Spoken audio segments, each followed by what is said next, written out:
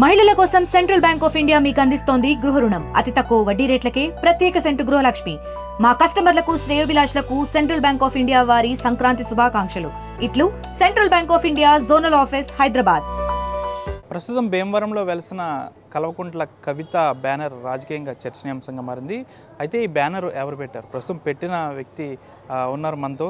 Sir నమస్తే sir, ఏంటి banner పెట్టడానికి గల కారణం ఏంటి? అందరికీ సంక్రాంతి శుభాకాంక్షలు. బ్యానర్ పెట్టడానికి పెద్ద కారణం లేదండి. ఆమె అంటే అభిమానం అంతే.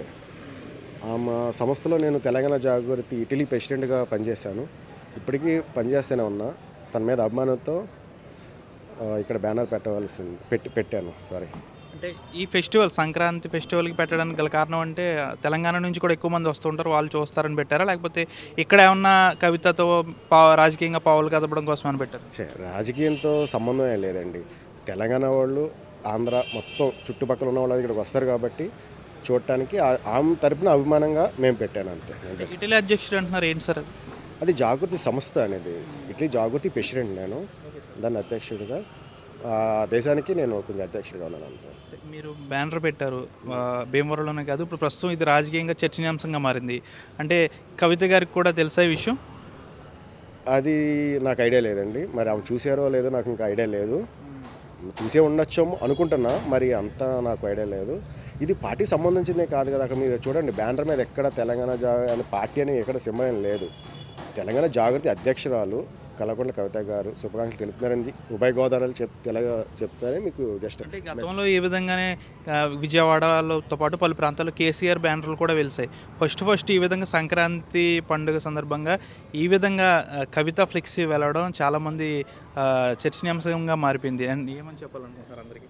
సరే, ఇది పార్టీకి సంబంధించి లేదు సార్. ఇది జాగృతి అనేది జస్ట్ శుభాకాంక్షలు, అభిమానం కోసం నేను పెట్టిన బ్యానర్ అది ఆమె తరపున అంతే. అంటే మీరు ఎక్కడ ఉంటారు సార్? అంటే ఇక్కడ భీమవరంలోనే ఉంటారా? మీరు ఏం చేస్తారు? నేను సొంతూరు బండాడండి, ఇక్కడ కాలమండలో బండాడ, కానీ భీమవరం సెటిల్లో. ఫాదర్ చేపల షెల్, రైల్ షెల్ ఉన్నాయి, చూసుకుంటూ ఉంటారు. నేను ఇటలీలో సాఫ్ట్వేర్ ఇంజనీర్ బిజినెస్ చేసేవాడిని. ప్రస్తుతానికి హైదరాబాద్లో ఉంటున్నాను.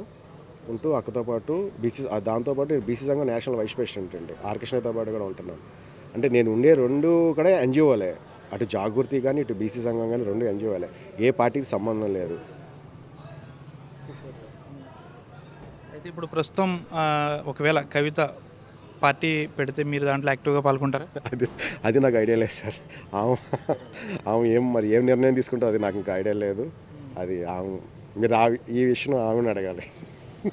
ప్రస్తుతం భీమవరంలో పెట్టిన కల్వకుంట్ల కవితకు సంబంధించి బ్యానర్ చర్చనీయాంశంగా మారింది. ఇది పెట్టిన నాయకులు కిషోర్ యాదవ్. ఇతను దాదాపు జాగృతి, తెలంగాణ జాగృతితో పాటు ఈ జాగృతికి సంబంధించి ఇటలీలో కూడా అధ్యక్షుడిగా వ్యవహరిస్తున్నారు. అయితే ఆమె మీద అభిమానంతో నేను పెట్టానని అయితే కిషోర్ యాదవ్ చెప్తున్నారు. ప్రస్తుతం ఇదైతే భీమవరంతో పాటు ఈ చుట్టుపక్కల ప్రాంతాల్లో ఈ కల్వకుంట్ల కవిత బ్యానర్ అయితే పూర్తిగా రాజకీయంగా చర్చనీయాంశంగా మారిందని చెప్పాలి. వీడి జనశేఖర్తో మన RTV భీమవరం నుంచి. Local to global news at your finger tips.